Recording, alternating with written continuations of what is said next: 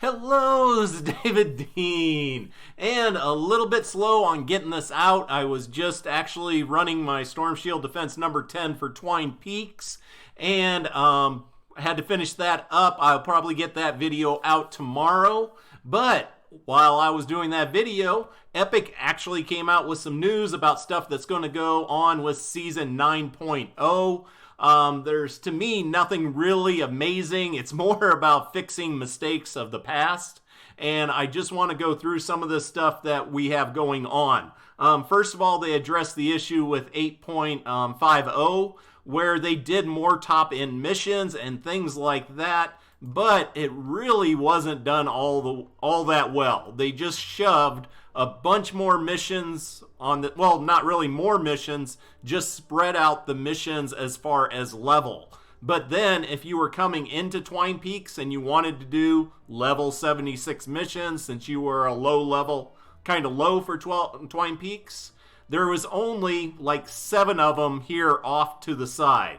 And then you immediately got over to the level 80 missions, which really quick turned into the 90s. So, yeah, you didn't have that big of choice of missions between the levels, and it really upset some people. The other thing was the other thing people liked was that in the higher level missions, you did get higher rewards. Like here, Pure Drops of Rain, you get 60 of them. That was something that was definitely needed in the game. That was great. But we have had since the beginning of this game the problem with a limit on how many alert missions you can do in a 24-hour period. And it's at 10 right now. It's bounced around. They've changed it a few times. And that caused a lot of issues because this, like here, this is what I mainly need is that 60 Pure Drops of Rain. But if I run too many of these missions and they update the missions, and suddenly there is another mission out there that is giving 100 legendary perk ups or something, there's a chance I might not be able to do it because I'm out of perks for the next day. So they've made some changes that we will get into here. TWINE Peaks, and that is mainly what Season 9 is about, is TWINE Peaks specifically. We are currently evaluating the distribution of XP versus perk and evolution materials to determine if a greater change to XP is necessary. In the short term, we're increasing the frequency of all rewards in high-end TWINE Peaks missions with the exception of XP rewards to allow these other reward types to appear more often. And I've made a lot of comments about this, mainly the beta missions, where they are giving out nothing but tons of XP. And I got millions and millions of XP, but I have hardly any perk ups or resources like Drops of Rain. And it's gotten way out of balance. So now they're going to up all of these that give like Pure Drops of Rain and other stuff. And they're going to keep the XP where it's at, which is all good to hear.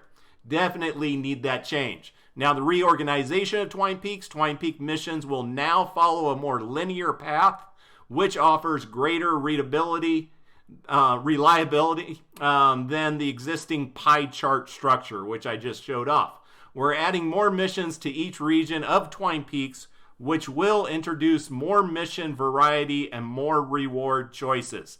This is greatly needed, but it is also something that they should have got right before. We've given tons of feedback on this, and yeah, we're getting it. It's just a little slow in happening. We've reduced environmental health scaling in the high-end TWINE Peaks to not overtake pickaxe damage scaling. Fortunately, I do most of my gathering with my Outlander, which doesn't have that much of an issue, but yes, if you're running any other character besides Outlander, you've been having to use your pickaxe way too much. So the health of breakable environmental objects continue to scale in the high-end TWINE. This resulted in players having to spend more time to farm materials than intended. We've reduced the amount of scaling introduced in these missions so that harvesting feels better in these top-end zones. That's great, but once again, this is something that should have been when they initially implemented it. Obviously, if you increase the durability of the rocks, trees, and other structures, you have to up the pickaxe. They should always go hand in hand. Mission alerts. Additionally, we heard your feedback regarding mission alerts. And one thing with the mission alerts, there is nowhere for you to see in the game how many mission alerts you have completed and how many you have left. You've always had to go to an outside online source like Storm Shield 1 to figure it out. That was another big issue with the alerts that Epic just never fixed until now.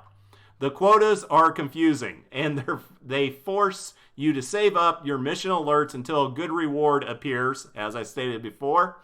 We are removing this invisible quota and making some quality of life changes to how mission alerts function in version 9.0. Every mission alert that you can see on the map can be completed once per day. That's great, and that's the way it should have always been. We mean every mission alert. If you are a TWINE player, you can complete every mission alert from TWINE Peaks down to Stonewood if that is your heart's desire. No more reason to hoard your mission alerts. Like I said, should have been that way from the beginning. A mission alert that you have already completed today will have a check mark appear next to it, indicating that this particular mission alert will not grant any bonus rewards until it refreshes the following day. That's saying the following day, where they update the missions every 6 hours. So we shall have to see on that. New mission alerts will now refresh on the map once per day at the same time each day. All check marks will be removed and the mission alerts will re-roll. That, I don't know how that will play out, because as I said, before the mission alerts would change as the day went on. So if I logged on early in the morning and there was no mission alert missions I wanted to do, I could just wait till the missions changed, and then I could do the new mission alerts. And I could do that several times a day. Now the case will be, they will be one thing all day long. So if you only log on to play once a day, this is probably a really great thing for you. If you just log on whenever the missions are looking good, it could end up being a big negative. So I will definitely be checking that out. We are improving mission alerts further using a new feature we call Weekly Quest. So this is an entirely new thing that they're coming up with. We're introducing a new type of quest, Weekly Quest. The purpose of the Weekly Quest is to give you a nice little weekly reward bump for making progress towards short-term goals by doing the things that you've already doing, kind of like your daily quests. Our first type of weekly quest introduced in version 9 in a mission alert weekly quest. This weekly quest allows you to complete 10 mission alerts of a difficulty level appropriate to your overall campaign progress.